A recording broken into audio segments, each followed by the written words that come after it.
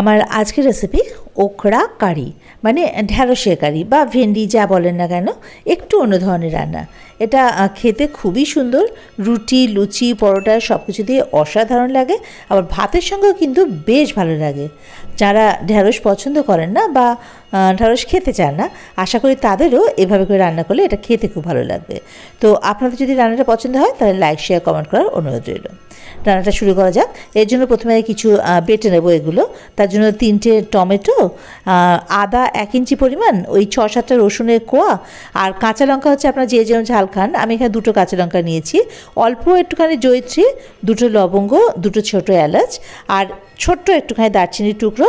এছাড়া নিয়েছি 2 table spoon টক দই। এগুলো সমস্ত একসঙ্গে মিশিয়ে আমি বেটে নেব। তো এগুলো দেখুন পেস্ট করে নিয়েছি। এবার ঢ্যাঁড়সগুলো কেটে নেওয়া পালা। তো আমি এখানে 500 গ্রাম মতো ঢ্যাঁড়স নিয়েছি, যেগুলো খুব ভালো করে ধুয়ে জলটাকে ঝরিয়ে নিয়েছি। এবার এগুলো কাটতে হবে। তো যেগুলো মাঝারি সাইজের ঢ্যাঁড়স, সেগুলো 2 সাইডে কেটে বাদ দিয়ে 2 টুকরো করে নেব।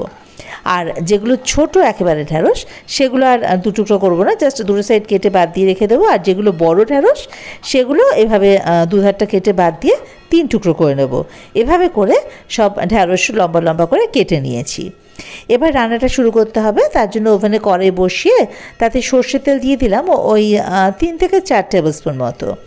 সর্ষের তেল তো, তাতে তেলটা খুব ভালোভাবে গরম হয়ে যাবে, মানে সর্ষের কাঁচা গন্ধটা যখন চলে যাবে তখন এর মধ্যে ওই কেটে রাখা ঢ্যাঁড়সগুলো দিয়ে দেবো। হাই ফ্লেমে ঢ্যাঁড়সটা একটুখানি ভাজা ভাজা করে নেব, জাস্ট হালকা লাল রং ধরা অবধি। খুব কড়া করে কিন্তু ঢ্যাঁড়সটা ভাজবো না, তাহলে এটা স্টিফ হয়ে যাবে, খেতে ভালো লাগবে না। জাস্ট একটু হালকা ব্রাউন কালার ধরলেই হয়ে যাবে। এই যে দেখুন ঢ্যাঁড়সটা একটা হালকা রং ধরেছে, এই এতটা অবধি ঢ্যাঁড়সটা কিন্তু ভেজে নিতে হবে। এই দেখুন, ব্যাস ঢ্যাঁড়সটা ভাজা কমপ্লিট। এবারে এটা আমি অন্য একটা পাত্রে তুলে নেব। এই যে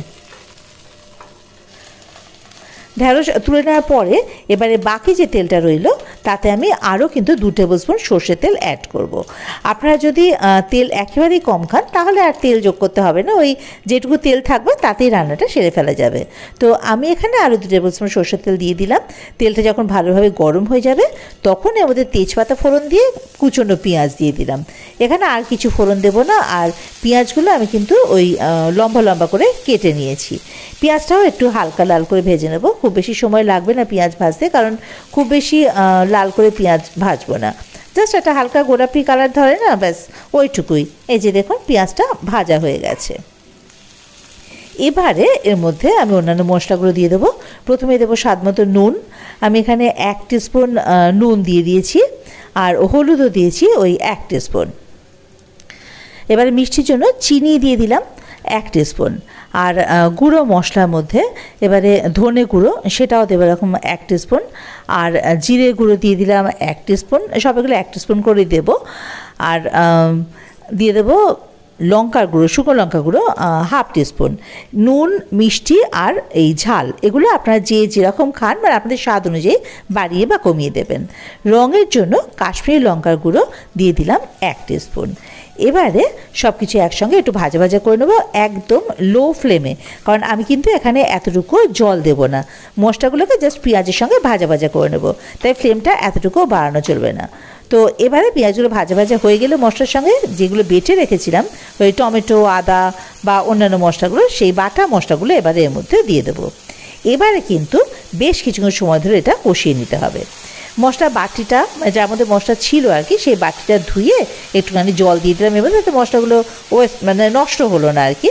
তো এবার সব কিছুর সঙ্গে ভালোভাবে কষিয়ে নেবো। এই সময়টা কিন্তু বেশ সময় ধরে কষাতে হবে, মোটামুটি 5-6 মিনিট সময় ধরে কিন্তু আমি মশলাটা কষিয়ে নিয়েছি। যতক্ষণ না এর থেকে তেল বেরোচ্ছে ততক্ষণ এটা ভালোভাবে কষাতে হবে। দেখুন হালকা করে তেল বেরোতে শুরু করে দিয়েছে। এই সময় ওপর থেকে একটুখানি ওই কাসুরি মেথি দিয়ে দেবো। তো আমি এখানে রোস্টেড কাসুরি মেথি দিইনি, আপনারা চাইলে রোস্টেড কাসুরি মেথি দিতে পারেন। তো এবারে আরও মিনিট খানিক সময় ধরে ওই মেথিটাকে এই মশলার সঙ্গে ভালোভাবে একটু ভাজা ভাজা করে নিয়ে তারপরে ভেজে রাখা ঢ্যাঁড়সগুলো এর মধ্যে দিয়ে দেবো। এবারে এই ঢ্যাঁড়সগুলো ওই মশলার সাথে খুব ভালোভাবে মিশিয়ে নিতে হবে, যাতে মশলাটা আর কি প্রতিটা ঢ্যাঁড়সের গায়ে খুব ভালোভাবে লেগে যায়। এভাবে করে মিশিয়ে নিতে হবে মোটামুটি ওই মিনিট খানেক ধরে বা মিনিট 2 ধরে হাই ফ্লেমে।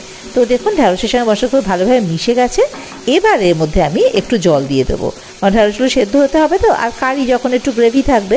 তো এখানে আমি চায়ের কাপের 2 কাপ মতো জল দিয়ে দিলাম। এবার ফ্লেমটাকে ওই মিডিয়াম টু লোতে রেখে ঢাকা দিয়ে রেখে দেবো যতক্ষণ অবধি ঢ্যাঁড়সটা সেদ্ধ হচ্ছে। খুব বেশি সময় লাগবে না, ওই 5-7 মিনিট, এর বেশি নয়, কারণ ঢ্যাঁড়স তো ভাজতে ভাজতেই নরম হয়ে যায়।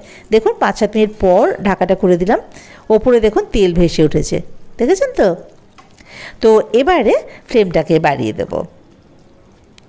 এবারে দেখুন কি সুন্দর দেখতে লাগছে ঢ্যাঁড়সের এই তরকারিটা, এটা খেতেও কিন্তু ভীষণ ভালো লাগে। এবার শুধু একটু ফ্লেভার অ্যাড করার জন্য ধনেপাতা কুচি, মোটামুটি 1 মুঠ মতো ধনেপাতা কুচিয়ে এর মধ্যে ওপর থেকে ছড়িয়ে দেবো, তাতে ফ্লেভারটা ভীষণ সুন্দর আসে। আর এবার স্ট্যান্ডিং টাইমে রেখে দেবো, ফ্লেমটাকে অফ করে ঢাকা দিয়ে মিনিট 2-3 দেখুন মিনিট 2 পর ঢাকা খুলে দিলাম। আমার ওখরা কারি কিন্তু একেবারে রেডি। তবে খেয়াল রাখতে হবে ঢ্যাঁড়সটা যেন একদম গলে না যায়, তাহলে কিন্তু এটা খেতে একেবারেই ভালো লাগবে না। ঢ্যাঁড়সটা সেদ্ধও হবে কিন্তু এরকম যেন একটু আস্ত থাকে, গলে না যায়, এদিকে একটু খেয়াল রাখবেন। তো এটা দেখতেও ভীষণ সুন্দর হয়। আর এই যে দেখুন এটা খেতেও কিন্তু খুব ভালো লাগে। ওই যে বললাম রুটি, লুচি, পরোটা, এমনকি ভাত দিয়েও এটা খেতে খুব সুন্দর লাগে। একবার তৈরি করে দেখুন না বাড়িতে, ভীষণ ভালো লাগে খেতে। তো আপনাদের কেমন লাগবে সেটা কিন্তু আমাকে কমেন্ট বক্সে অবশ্যই জানাতে ভুলবেন না। আর যদি এই রেসিপিটা আপনাদের ভালো লেগে থাকে তাহলে আমার চ্যানেলটা সাবস্ক্রাইব করে আমার পাশে থাকার অনুরোধ রইল। আর বেল আইকনটা ক্লিক করে দেবেন, তাতে করে আমি কোনো নতুন রান্না আপলোড করলে তার নোটিফিকেশানটা সবার আগে আপনাদের কাছে পৌঁছে যাবে।